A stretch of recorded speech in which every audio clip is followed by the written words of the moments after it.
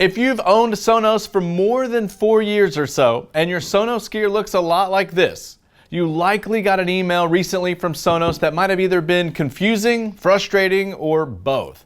Audio Advice has been a Sonos dealer for many years, and by our count, we have over 10,000 customer units that will likely be affected by the changes happening at Sonos. So, in this video, we're going to break down what's going on and what you need to do, as I promise you, honestly, it's not as bad as they made it seem.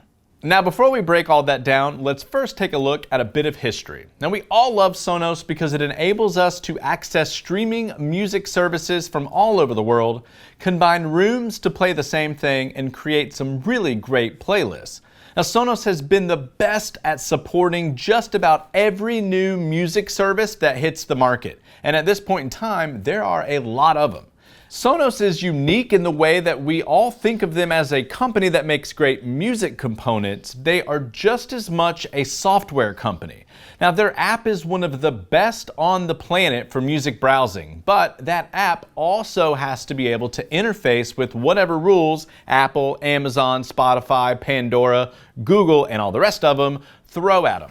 Now, plus, all of the equipment needs to be able to support those same standards.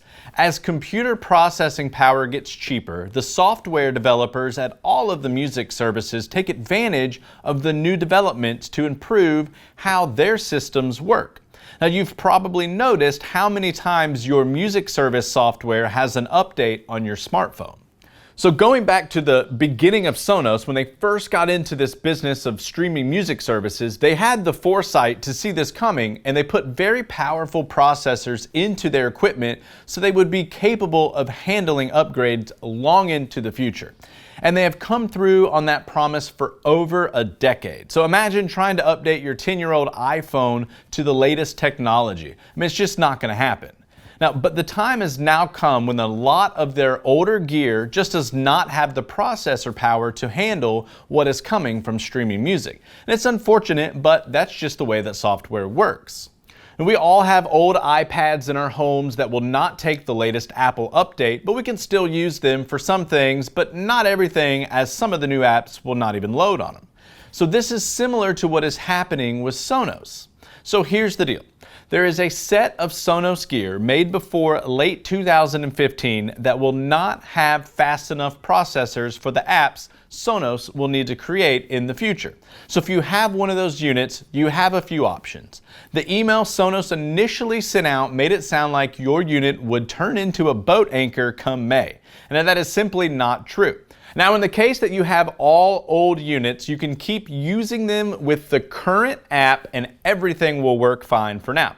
Luckily, you will not be able to accidentally brick your system by updating to the new app. The app is smart enough to know that you've got older gear in the system and it won't update. So what could happen though is a streaming service could change their protocols that require Sonos to change or update their app. If this were to happen, you would not be able to use that particular streaming service anymore.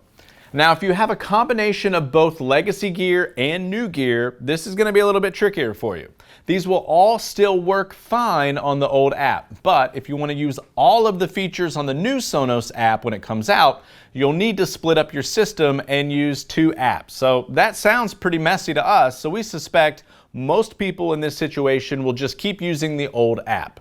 The best choice, in our opinion, is to, at some point, take advantage of the super generous trade-in program Sonos is offering. You're going to get 30% off the price of new gear to replace your old. Now, for some of you who have fairly old gear, that 30% represents almost 50% credit for what you originally paid, which is pretty phenomenal in our opinion. Now, the great part is, according to Sonos, the trade-in program does not have a time limit and will never end. Streaming music has enabled more people than ever to enjoy music for more hours during the day than at any time in the past. But it is software-based, which means technology is only going to continue to march forward, and updates will happen over time. Now, we think Sonos is doing a phenomenal job, and we hope that you now have a better understanding of your options moving into the future.